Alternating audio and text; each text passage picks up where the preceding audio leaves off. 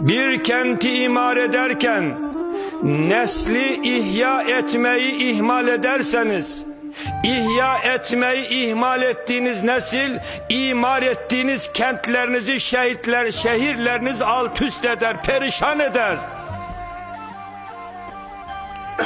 Şeyh Edebali Osman Gazi'ye nasihat ederken, insanı yaşat ki devlet yaşasın, insanı yaşat ki toplum yaşasın, insanı yaşat ki kainatta huzur olsun.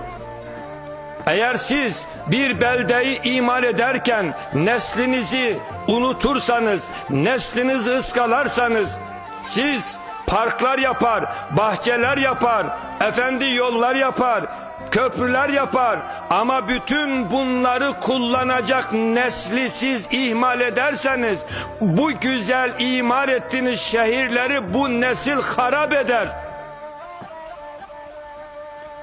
Bugün artık ikiden bir şunu duyuyorsunuz. Çocuk istismarı, kadına şiddet, şurada bilmem şu vaka, şurada bilmem bu vaka.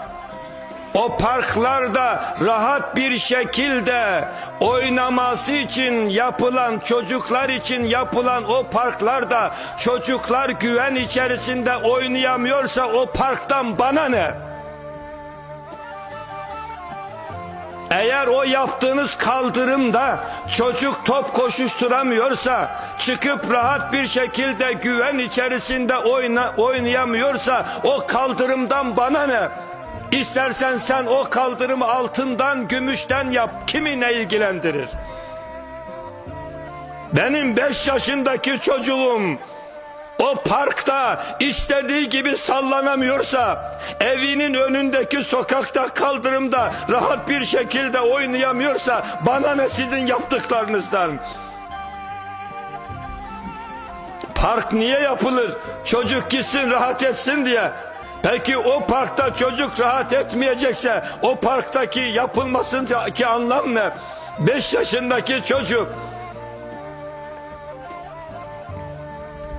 Bir insan nasıl bir zihniyete sahiptir ki 5 yaşındaki çocuğa farklı bir gözle bakar? Bire çakal, o bir sıbyandır, o bir melektir, o bir goncadır, o bir güldür, o bir çiçektir be zalim. Hazreti Muhammed Aleyhisselatü Vesselam sabah namazını eda ederken 1. rekatta tam 60-70 ayet okuyor. Yani birkaç sayfa okuyor. Ama 2. rekata geldiğinde arka taraftan bir çocuğun ağladığını duyunca Hazreti Muhammed Mustafa İhlas'la veya Kevser suresiyle 2. rekatı bitiriyor ve selam veriyor. Ya Resulallah, neden kısa okudunuz? Duymadınız mı? Çocuk ağlıyor. Peki o çocuğu istismar eden, eğer sen Müslümansan ki zannetmiyorum ki öyle olduğunu düşünsek bile, yarın yevmil mahşerde Hz. Muhammed Mustafa'nın huzurunda hangi gözle onun yüzüne bakacaksın? Düşünün, 4 yaşında, 5 yaşında düşünmek bile insanı alt üst ediyor. O 4 yaşında, o 5 yaşındaki istismara maruz kalan o yavrunun ana ve babasını düşünebiliyor musunuz? Bir yerine koyun, o ana babanın yerine kendinizi koyun. Bir ilçe ayaktaymış. Emniyet güçlerimiz sağ olsunlar, 150 kişilik bir ekip kurmuşlar, sonra o canavarı yakalamışlar, değil mi? Peki ne olacak?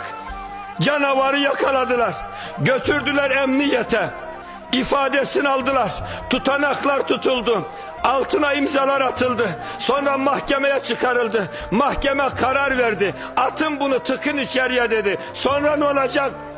O istismara maruz kalan o çocuğun babasının verdiği vergilerle bu canavar içeride beslenecek. Bu çocuklara istismarda bulunan zalimleri, çakalları götürüp de hapishanelerde besleyenlere ben hakkımı helal etmiyorum. O 5 5 yaşındaki yavrumun çektiği sıkıntıyı, haleti ruhu düşünebiliyor musunuz? O ananın babanın halini düşünebiliyor musunuz? Gidin şu küçük çekmecede şu anda 5 yaşındaki evlatları o hale maruz kalan o ana babaya bir sorun. Ana baba, sen artık var mısın yok musun? Ana baba, yaşıyor musun? Ekmeğin tadı ne, suyun tadı ne, ana baba, anlıyor musun? Hani derler ya, ateş düştüğü yeri yakar. Çocuklara dokunmayın. Bırakın, çocuklar benim yarınlarım, benim geleceğim. Çocuklar bizim gülümüzdür, çiçeğimizdir. O çiçeğe dokunanları ey idareciler, ne olursunuz. Elbette hayat kutsaldır. Hayata kastedilemez, eyvallah. Lakin o çocuğun hayatı yok mu? Çocuğun yarınlarını kararttınız be. O çocuğun geleceğini kararttınız. O çocuk hayatı boyunca o travmadan kurtulamayacak. Hep insanlar o gözden bakacaklar buna.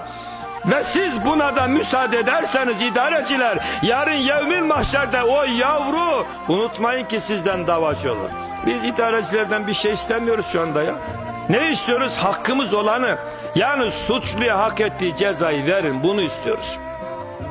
Hainin cezası bellidir. Tecavüzcünün, çok af buyurun, cezası bellidir.